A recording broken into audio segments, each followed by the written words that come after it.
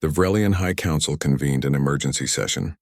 Holographic representatives from across the Empire gathered to debate the crisis. For the first time in living memory, the Empire faced a military situation it could not simply overwhelm with superior force. High Chancellor Vixthon stood before the council, his golden robes now seeming like a weight rather than a symbol of authority. The human resistance was stronger than anticipated, he admitted. Our assault failed to break their defenses. Failed?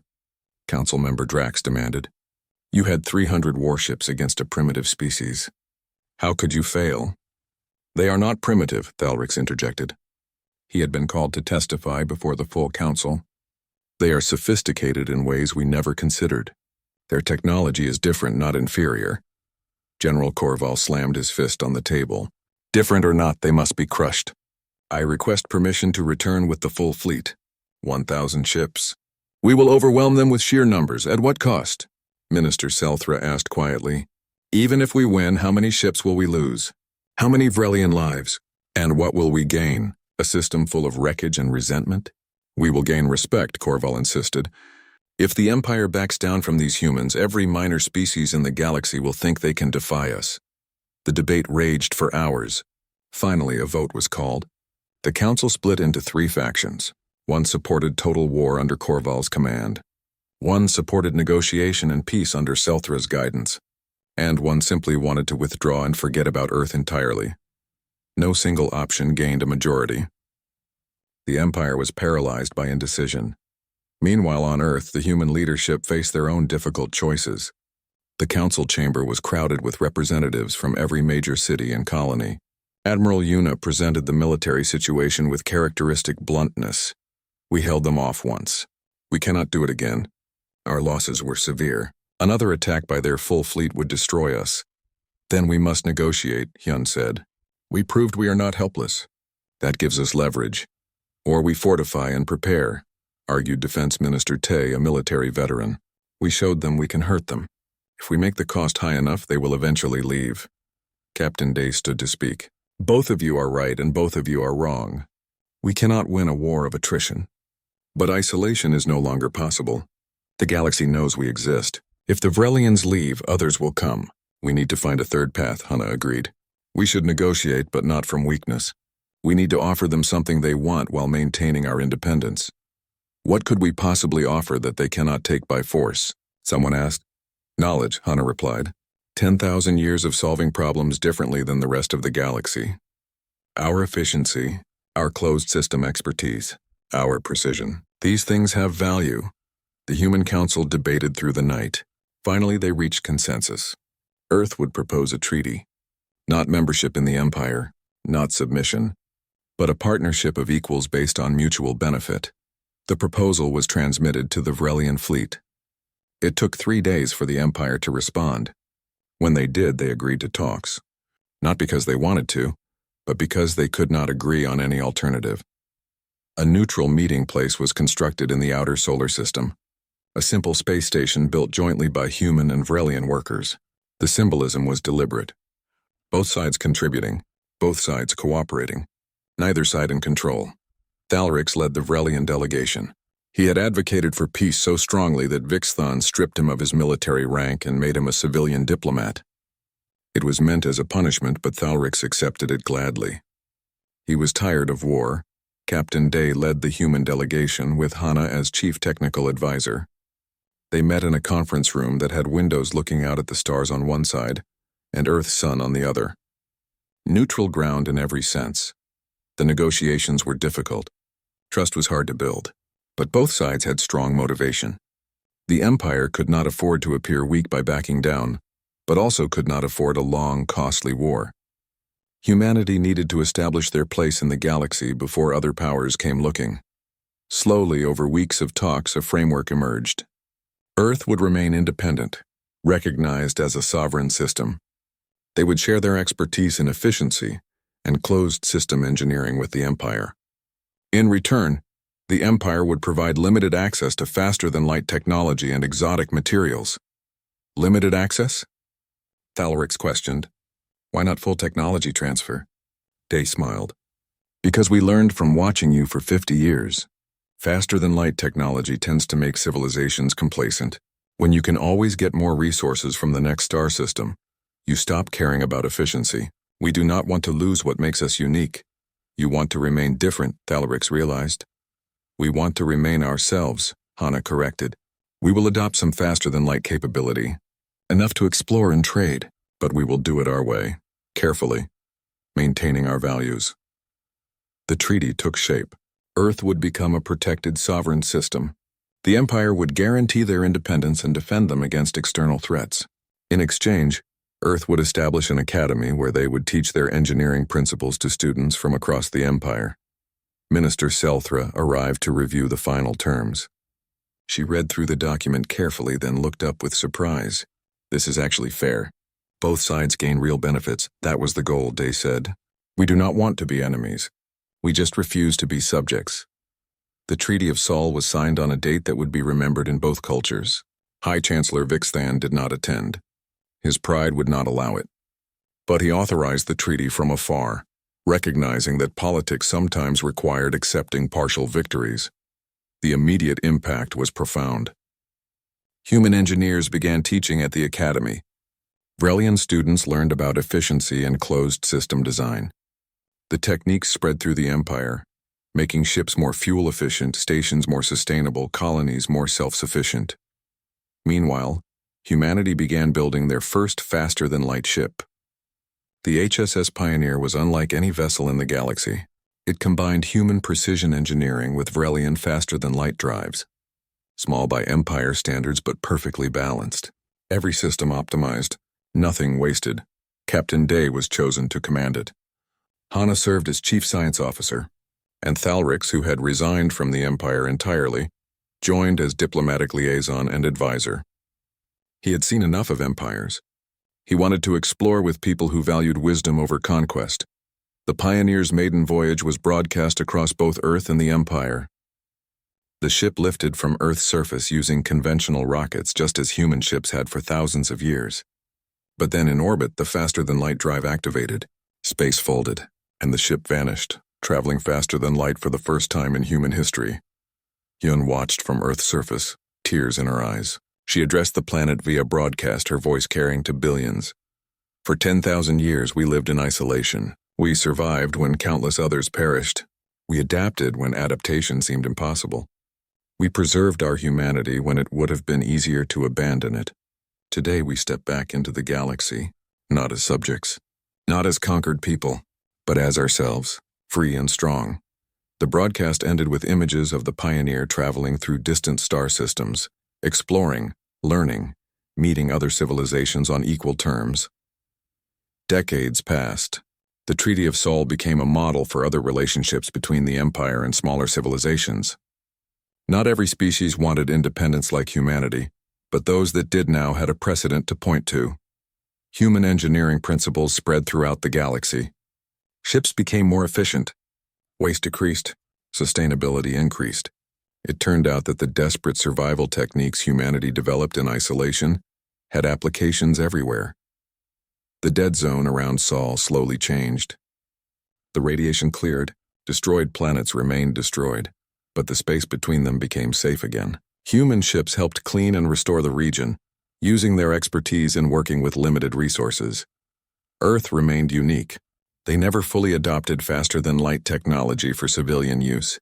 Most humans still lived in their original solar system, managing it with incredible efficiency, but now they had the option to leave. And some did, carrying their values and expertise to new worlds. Thalrix eventually wrote a memoir about his experiences. It became required reading in the Empire's diplomatic academy. In it, he explained the lesson he had learned from discovering Earth. Technology is not the same as capability. Power is not the same as strength. We thought the humans were primitive because their technology was simple. We were wrong. They were sophisticated in ways we could not measure. They turned their greatest weakness into their greatest strength. That is not primitive. That is masterful. The Pioneer continued its mission for 50 years. Captain Day grew old aboard the ship, training younger officers to take over. Hana's research unlocked new understanding of how different physics could work together. Thalrix became an ambassador between civilizations, using his unique perspective to bridge differences. General Corval's laughter died into cold silence. He stared at Admiral Yuna as if she had spoken nonsense. You decline? You cannot be serious. We are completely serious, Yuna replied. Her voice remained steady despite standing alone in a room full of enemies. Earth chooses to remain independent. We thank you for your offer, but we must refuse. Vixathon leaned forward on his throne. You understand what you are saying? You choose to stand alone against the entire Vrelian Empire? We choose to stand alone, yes, Yuna confirmed. Corval's hand moved to his weapon. Then you choose death. We gave you a chance for peace. You have thrown it away. General, please, Minister Selthra tried to intervene. Perhaps we can still negotiate. Surely there are terms that would satisfy both sides. There is nothing to negotiate, Corval snapped. They have made their choice. Now they face the consequences. He turned to Vixthon. Chancellor, give me permission to proceed with military action. We will crush their defenses in hours. Then they will beg to join the Empire. Thalric stepped forward urgently. Chancellor, I strongly advise against this. We do not fully understand their capabilities. Their capabilities are irrelevant, Corval said. What can they possibly do with chemical rockets and basic missiles? Admiral Yuna smiled slightly. It was not a happy expression. I suppose you will find out, General. Vixthon made his decision. His pride had been insulted by this primitive species. They needed to be taught their place. General Corval, you have permission to subdue Earth's defenses. Use minimal force. We want to conquer them, not exterminate them. As you command, Corval said. He nodded to Yuna. You should return to your planet now. Tell your people to surrender quickly. Every hour of resistance will cost lives. Yuna bowed slightly to Vixthon, completely ignoring Corval. Then she turned and walked from the throne room without hurry. Thalrix watched her go and felt deep unease. She showed no fear, no desperation. She looked like someone who knew something the Vrelians did not. Within the hour, the attack began. General Corval deployed 300 ships from the fleet. The rest would remain in reserve, but he was certain they would not be needed. His forces outnumbered the human defenders 50-1. His weapons were vastly superior. This would be over before sunset on Earth. The Vrelian warships moved into attack formation, approaching Earth's orbital defenses. The humans had about 30 defense stations positioned around their planet. Simple structures made of metal and composite materials. Corval's ships opened fire. Energy beams lanced through space. They struck the defense station's dead center. And then something unexpected happened. The stations did not explode. They did not even seem badly damaged. The beams hit their surfaces and the energy seemed to spread out and dissipate. What? Corval demanded. Why are they still intact? Increase power. The Vrelian ships fired again with stronger beams. This time the station's armor began to glow from the heat, but still they held. The materials they were made from somehow absorbed and distributed the energy instead of breaking apart. They are using layered composite armor, Kessiva reported from her science station. Multiple types of materials arranged to handle energy weapons. Very primitive but surprisingly effective. Then hit them with kinetic weapons, Corval ordered. The Vrelian ships launched missiles, but before they could reach the stations, the human defenses opened fire. Not with energy weapons, but with railguns and mass drivers, solid projectiles moving at incredible speeds. The Vrelian shields designed to stop energy beams were much less effective against simple metal, moving very fast.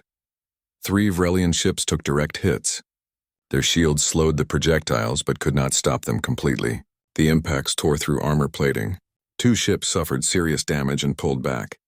One began to spin out of control, its maneuvering systems destroyed. Impossible, Corval shouted. They are using primitive kinetic weapons. How are they penetrating our shields?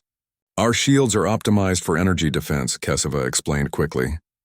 Kinetic weapons work on different principles, and these weapons are very refined, incredibly accurate. Thalrix watched the battle unfold from his position on the flagship. The humans were not winning, but they were not losing as quickly as they should be. Each defense station fought with remarkable efficiency. Their weapons tracked targets with perfect precision. Their armor held against firepower that should have destroyed it in seconds. Then the human ships joined the battle. Hundreds of small craft launched from Earth, its moon and hidden bases throughout the system. They were not large or impressive like Vrelian warships. Most were barely bigger than fighters, but there were so many of them. Deploy fighters to intercept, Corval commanded. The Vrelian fighters engaged. Their pilots were skilled and their ships were fast. But the human craft moved with impossible precision. They used gravity assists from nearby moons. They timed their maneuvers to perfection. They coordinated in perfect synchronization. "How are they moving like that?" a Vrelian pilot transmitted. "They should not be able to maneuver so accurately without flight computers." "They do have computers," Thalrix realized. Just different ones. Not based on exotic physics. Based on pure mathematics and 10,000 years of refinement. The battle became chaos. The human ships swarmed around larger Vrelian vessels like insects attacking giants. Individually, each human craft was weak. Together, they became devastating. They targeted specific systems, engines, weapons, sensors. They knew exactly where to hit. "They studied us," Thalrix said aloud. "For 50 years, they watched our ships. They learned our designs. They know our weaknesses." More Vrelian ships took damage. The humans were paying a price too. Their small craft died by the dozens. But for every human ship destroyed, more appeared. They came from everywhere: Mars, the asteroid belt, hidden stations throughout the system. "How many ships do they have?" Korval demanded. "Unknown," his tactical officer replied. "We counted 30 visible ships. But there were hundreds more hidden in places our scans missed. They are cold running. No energy emissions. Just metal and fuel. Very hard to detect."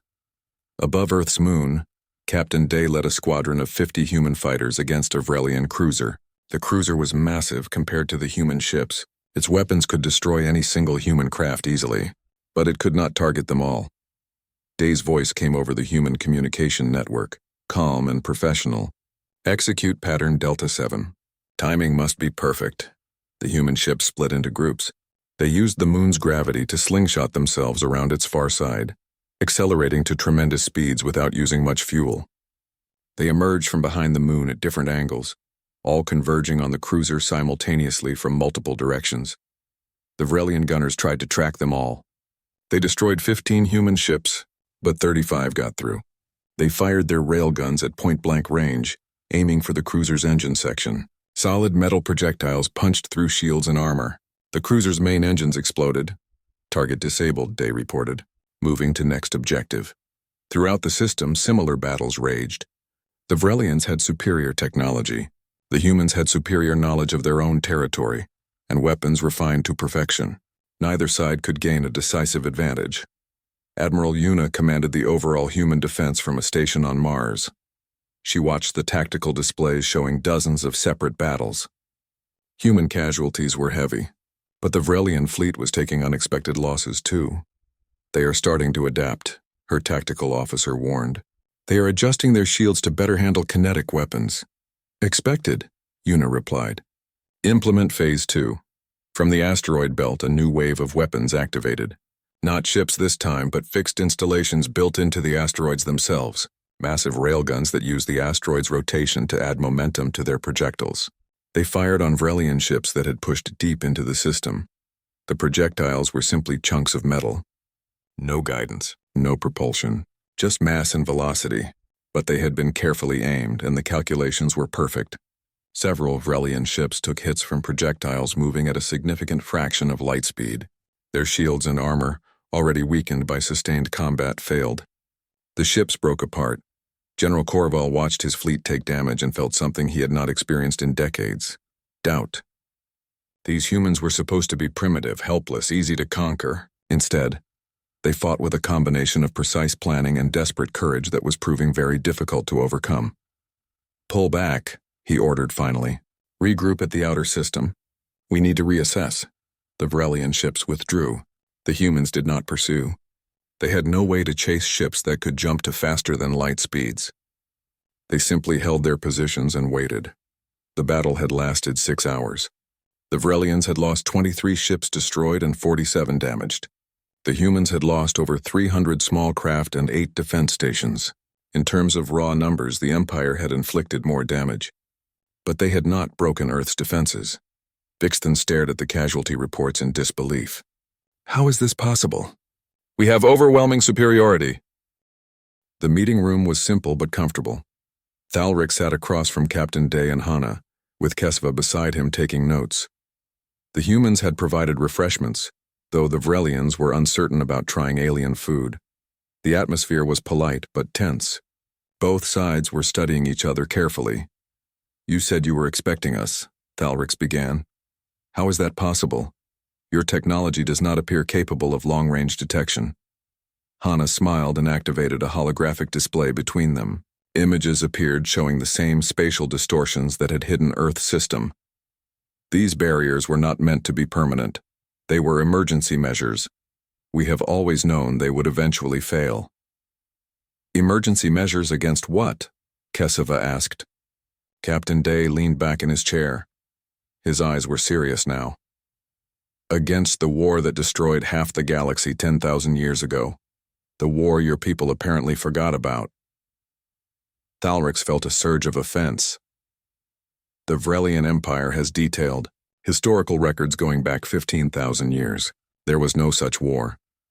"Not in your records, perhaps," Hana said gently. "But in ours, the memory is very clear. We kept it alive deliberately.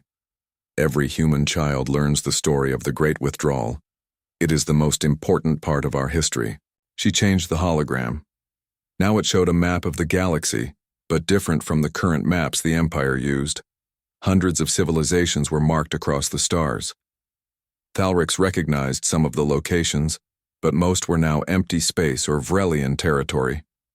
"This is what the galaxy looked like 10,000 years ago," Hana explained. "Humanity was part of a large community of species. We traveled between stars. We traded. We shared knowledge. It was a golden age that lasted for thousands of years." "What happened?" Thalrix asked, despite his skepticism. The hologram changed again, showing spreading chaos across the map. Civilizations vanished one by one. Nobody knows exactly how it started. The records from that time are incomplete. But a war began that consumed everything. Advanced civilizations with weapons we cannot even imagine anymore. They destroyed each other and everyone around them. Captain Day continued the story. Humanity's leaders at that time saw the war spreading. They knew it would reach Earth eventually. They faced a choice: flee into unknown space, fight a war they could not win, or try something desperate. "The barrier," Thalrix said. "Yes," Hana confirmed. "An experimental technology that would fold space around our entire solar system. It would make us invisible, unreachable. But it required enormous energy and it would trap us here.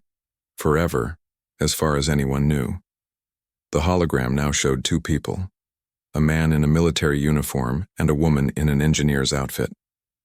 "Admiral Taeyang commanded our fleet. Chief Engineer Bora designed the barrier system. Together they made the decision. They recalled every human ship to Earth. They brought everyone home. And then, they activated the barrier." Kesva was taking rapid notes. "This technology, it should have been impossible with the science of that era." "It was barely possible," Hana admitted. "It took 50 years to build. It almost failed 3 times during activation. Millions of people died keeping it stable in the early centuries. But it worked. The war raged outside. The galaxy burned. And we survived, hidden in our small system." Thalrix was beginning to understand. "But you lost everything." "We lost access to the galaxy," Captain Day said. "The barrier prevented faster-than-light travel. It disrupted exotic physics. Everything we had built using advanced technology stopped working. We had to start over with only basic science." "For 10,000 years we have lived in this system alone," Hana added. "We cannot leave. We cannot expand beyond our own sun. Everything we have must be built from the resources we have here." The hologram showed the evolution of human civilization over the millennia. Cities growing and changing. Technology developing along different paths than the rest of the galaxy. Ships that never went faster than light, but moved with incredible precision. Industries that recycled everything because there was nowhere to get new materials. "You adapted," Kesava said with something like respect in her voice. "We had no choice," Hana replied. "We learned to be efficient. Every resource matters when you cannot get more from outside. Every design must be perfect because we cannot afford waste. For 10,000 years we refined our technology to work within our limits." Thalrix saw the implications now. "And while you were isolated, you were watching." Captain Day nodded. Before the barrier fully closed, we placed satellites outside it, simple machines that could survive for thousands of years. They recorded everything happening in nearby space. The data transmitted through the barrier slowly, but it transmitted. We watched empires rise and fall. We saw your people, the Vrelians, grow from a single planet to dominate this entire region. You studied us, Thalric said. We studied everyone we could detect, Hana confirmed. We learned your languages, your technologies, your politics. We did not know if the galaxy outside was safe. We did not know if the war had truly ended. So we watched, and we prepared. Prepared for what? Kesava asked. For the barrier to fail, Captain Day said simply. Nothing lasts forever. 50 years ago, our scientists detected the first signs of degradation. The spatial distortions were weakening. We calculated that within a century, the barrier would collapse completely. Earth would be visible to anyone looking. The hologram showed a timeline. We knew we would be discovered. We knew we would have to deal with whatever powers controlled the galaxy now. So we prepared. We built defenses. We trained. We developed contingency plans for every scenario we could imagine. Thalrix felt a cold realization forming. When we detected the energy readings and came to investigate, you let us through. The distortions are artificial, as your science officer correctly identified, Hana said. We can control them to some degree. We allowed your ship to find a path through the maze. We wanted you to think you discovered us. Why? Thalrix demanded. Captain Day's expression was serious but not unfriendly. Because we needed to understand what kind of civilization the Vrelian Empire is. Are you conquerors, explorers, merchants, diplomats? We needed to see how you would approach a seemingly primitive species before revealing our true nature. And what have you concluded? Thalrix asked, though he was not sure he wanted to know. That you are cautious and professional, Hana said. You observed before making contact. You sent diplomats rather than weapons. These are good signs. But you also assumed we were primitive and helpless. That assumption may cause problems. Kesava looked up from her notes. What do you mean? Captain Day stood and walked to the window. Outside, the human city stretched to the horizon. Millions of people going about their lives, unaware of the historical moment happening in this room. Your empire will want to absorb us, he said. You will offer protection, technology, membership in your civilization. And when we refuse, you will apply pressure, economic, political, eventually military. It is what empires do. We are not barbarians, Thalrix protested. The empire brings peace and prosperity to all member species. Perhaps, Hana said, but we are not interested in membership. We did not survive 10,000 years of isolation to give up our independence now. You cannot stand against the empire, Kesava said. It was not a threat, just a statement of fact. You have no faster-than-light travel, no energy weapons, your fleet is tiny compared to ours. Captain Day turned back to face them. You are correct. We cannot match your technology in those areas, but we are not helpless either. 10,000 years is a very long time to prepare. Thalrix felt that chill again. What are you saying? I am saying that humanity survived the greatest war the galaxy has ever seen by being smart, not strong, Captain Day replied. We survived 10,000 years in isolation by being efficient, not wasteful. And we prepared for this moment by being thorough, not hasty. Hana deactivated the hologram. We are sharing this history with you as a gesture of good faith. We want peace with the Vrelian Empire. We want to establish diplomatic relations, but we will not surrender our freedom, not after everything we sacrificed to keep it. What happens now? Thalrix asked. Now you report to your superiors, Captain Day said. You tell them you found Earth. You tell them about us, and they will make decisions. We understand this. We are ready for whatever comes next. The meeting concluded shortly after. Thalrix and Kesava returned to their landing craft in silence. As they ascended back to orbit, Thalrix looked down at the blue planet below. From space it looked peaceful and vulnerable, but he knew better now. Humanity was not primitive. They were specialized.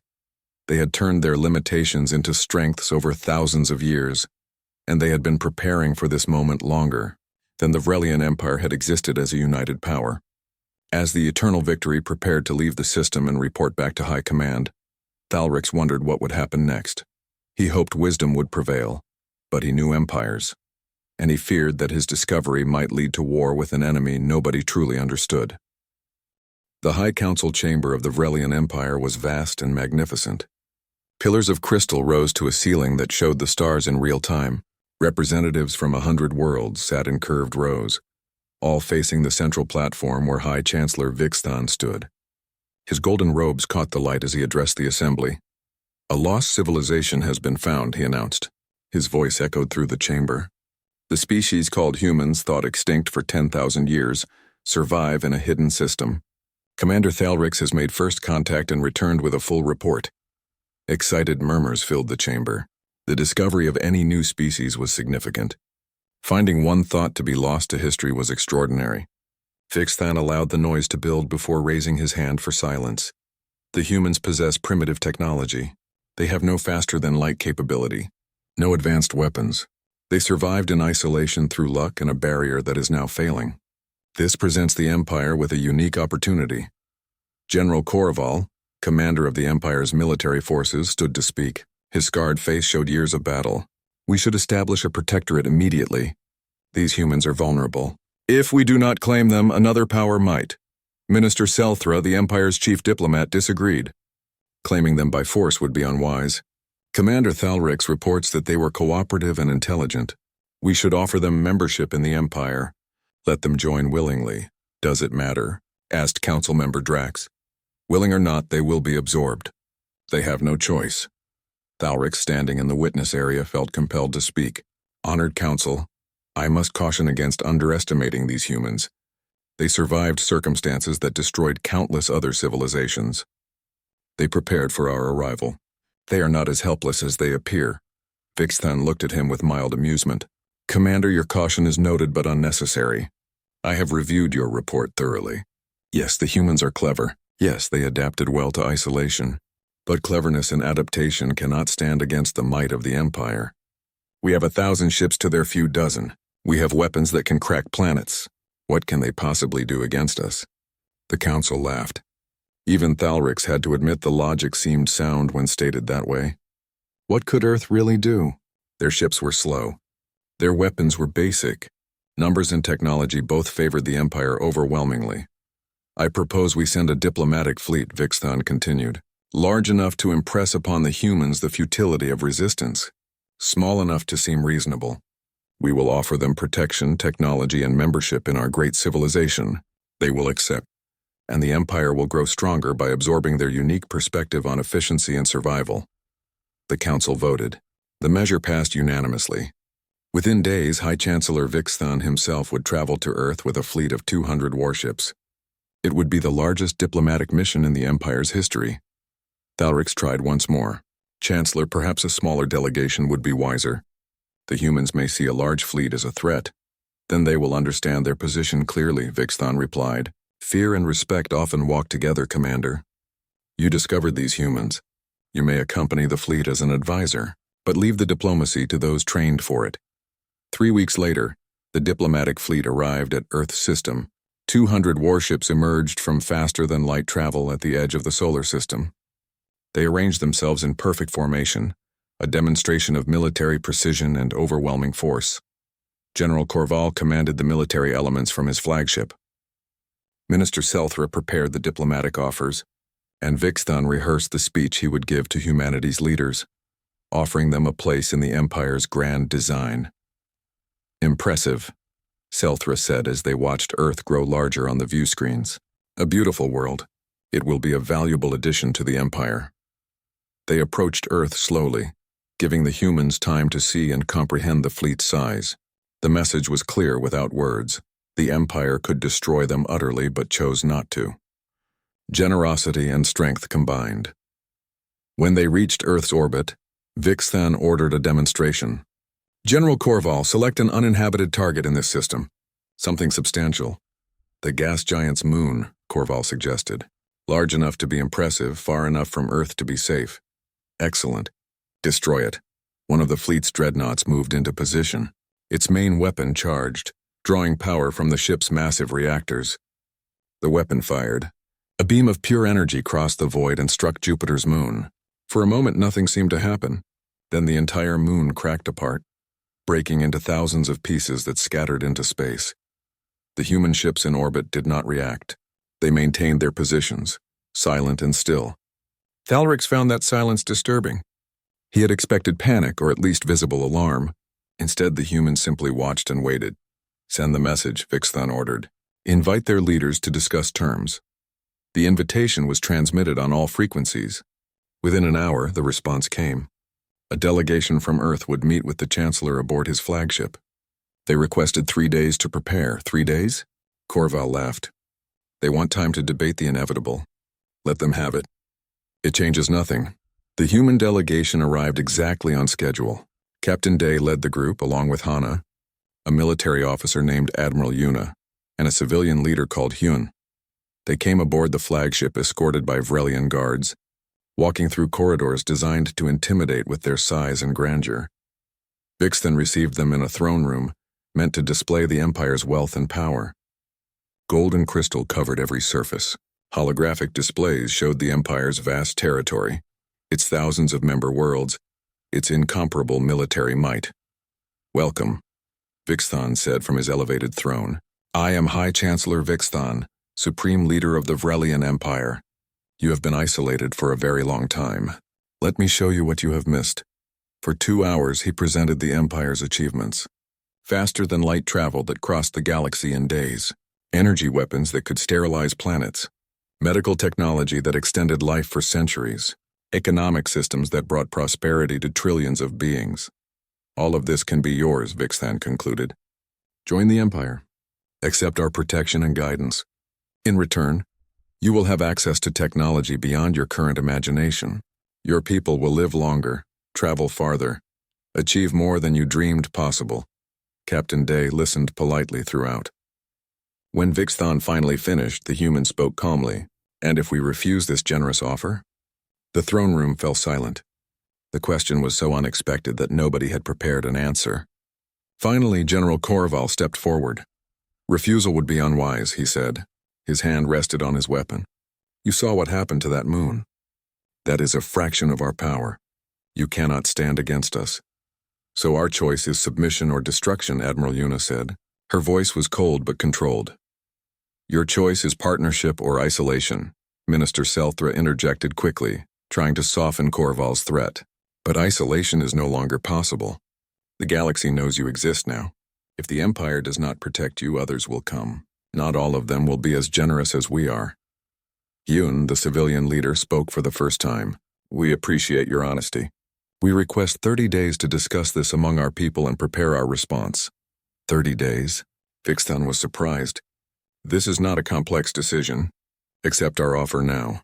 We are a democratic society, Hyun replied. Major decisions require public discussion and voting. 30 days is actually quite fast for us, but we will make it work because we understand the urgency. Vixthon considered. 30 days meant nothing to the Empire. Let the humans debate and vote if it made them feel better about the inevitable outcome. Very well. 30 days. But our fleet remains in your system until you decide. To protect you, of course, Captain Day said. His expression revealed nothing. The human delegation departed. The Vrelian officers watched them go with various emotions. Amusement, contempt, pity. They will accept, Selthra predicted. What else can they do? They seemed very calm for people facing such pressure, Thalrix observed. They are in shock, Corval dismissed. They saw our power and realized resistance is futile. The calmness is just denial. But Thalrix was not convinced. He had spent more time with humans than anyone else in the fleet. He remembered how they had tracked his ship when he thought he was hidden. How they had prepared for contact over 50 years. How they had survived 10,000 years against impossible odds. During the 30 days that followed, the human ships moved through their system in normal patterns. They did not mass for battle. They did not attempt to flee. They went about their business as if 200 Vrelian warships were not sitting in their orbit. Construction activities increased on Mars and in the asteroid belt. But the Vrelians paid little attention. What could humans build in 30 days that would matter?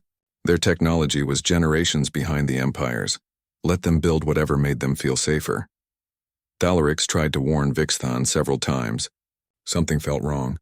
The humans were too calm, too prepared, too unconcerned by overwhelming military force. The stars hung silent in the void as Commander Thalrix studied the readings on his display. His ship, the dreadnought Eternal Victory, drifted at the edge of what the Vrelian Empire called the Dead Zone. For 10,000 years, this sector of space had been marked as lifeless, destroyed by an ancient war that nobody remembered anymore. The Empire's map showed nothing here but radiation and empty planets, but the sensors were showing something different now. Thalrix leaned forward in his command chair, his scaled fingers tapping against the armrest. The energy readings were faint but definitely there. Something was generating power in a region that should have been completely dead. His science officer, a young Vrelian named Keseva, approached with a data tablet glowing in her hands. "Commander, I have completed the analysis," she said. Her voice carried excitement that she tried to hide. "The readings are consistent with active technology. There is a star system hidden behind some kind of spatial distortion. I have never seen anything like it." Thalrix knew he should report this to the High Command immediately. Protocol was clear about investigating anomalies in restricted zones, but curiosity pulled at him. The Empire had grown comfortable in its dominance. Discovery of something truly unknown was rare these days. He made his decision. "Take us closer," he ordered, "but carefully. Keep our shields at maximum." The massive warship moved forward, its engines barely whispering in the vacuum. As they approached, the distortions became visible even to the naked eye. Space itself seemed to ripple and fold, creating patterns that hurt to look at for too long. The ship's navigation system struggled to plot a course through the chaos. "These distortions are artificial," Keseva reported, her eyes wide. "They form a barrier around something. A very old barrier, but still functional. Can we get through?" Thalrix asked. "Yes, but it will take time. The distortions are not solid. They are more like a maze. We can navigate through them if we move slowly." It took 6 hours of careful maneuvering. The entire crew watched their screens as the Eternal Victory threaded through gaps in the spatial anomalies. When they finally emerged on the other side, what they saw made everyone fall silent. A yellow star burned bright in the center of the system. 8 planets orbited it in neat paths.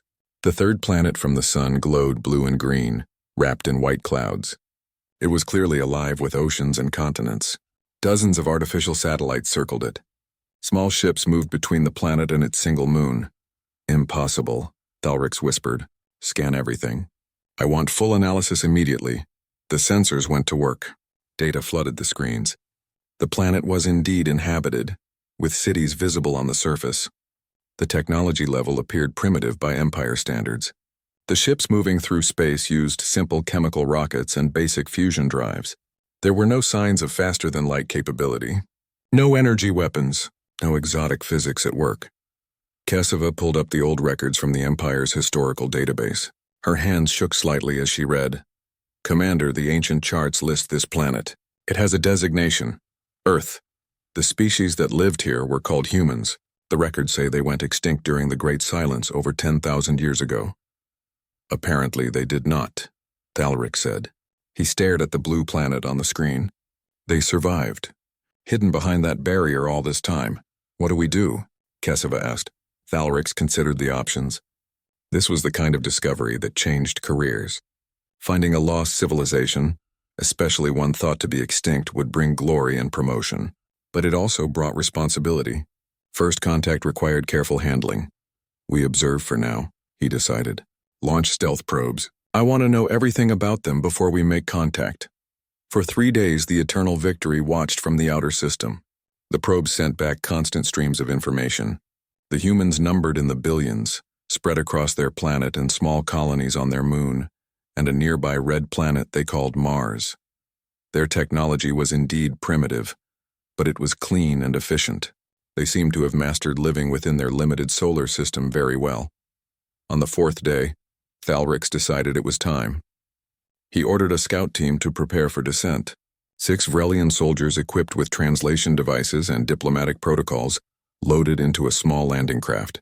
Their mission was simple: make peaceful contact and assess the situation. The craft descended through Earth's atmosphere, heading for a large city on the eastern coast of a major continent. The humans had been broadcasting radio signals, so they clearly knew about electromagnetic communication. The landing craft sent a message ahead in multiple frequencies, announcing their peaceful intentions. When the craft landed in an open area near the city center, a crowd had already gathered. But they did not panic. They did not run in fear.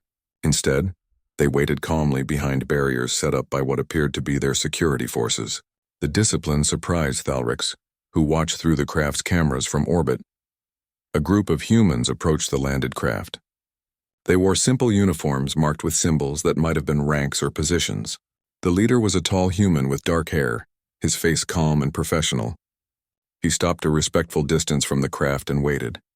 The Vrelian soldiers emerged slowly, weapons holstered as a sign of peace. The lead soldier activated his translation device and spoke. "Greetings. We are representatives of the Vrelian Empire. We come in peace to make contact with your civilization." The human leader stepped forward. When he spoke, his voice was steady and clear. "Welcome to Earth. We have been expecting visitors for some time now. My name is Captain Day. This is our chief scientist, Hana." He gestured to a woman beside him who carried a data device similar to their own. "We are prepared to speak with your leaders." The Vrelian soldier hesitated. "You were expecting us?"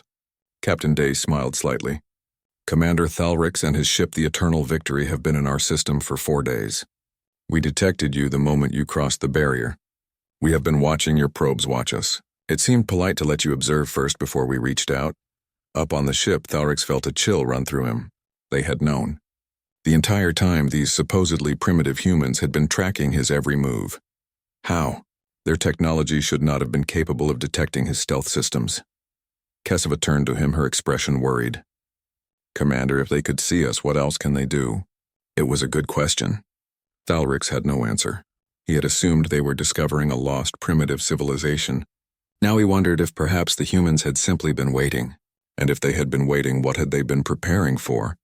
On the surface, Captain Day was inviting the Vrelian soldiers to follow him to a meeting facility. Hana walked beside them, already discussing technical matters with the soldiers through the translation devices. Everything seemed friendly and diplomatic, but something felt wrong to Thalrix. These humans were too calm, too prepared, too unsurprised by alien contact. As he watched the diplomatic party disappear into a human building, he could not shake the feeling that the Empire had not discovered Earth. Earth had allowed itself to be discovered. And that changed everything.